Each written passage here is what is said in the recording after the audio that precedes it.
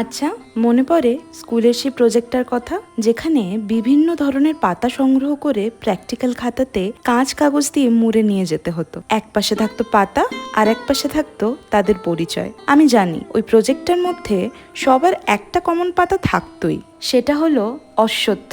পুরনো বাড়ির আনাচে কানাচে এনাদের বিচরণ, যেন এরা একাই ভিটেটার অস্তিত্ব রক্ষায় কর্মরত। সেই অশ্বত্থ পাতাতেই ভাবলাম আজ একটা কলকা প্র্যাকটিস করি। প্রকৃতিতে হাজার হাজার সুন্দর ফুলের সাথে সাথে সুন্দর পাতাও রয়েছে। তার একটি উদাহরণ হলো এই পাতাটি। গাঢ় সবুজ পাতায় লাল আর সাদার ছোঁয়া। আঁকার জন্য তো কত মিডিয়াম রয়েছে, কিন্তু পাতার উপর পেন্টিং করার অনুভূতিটাই আলাদা।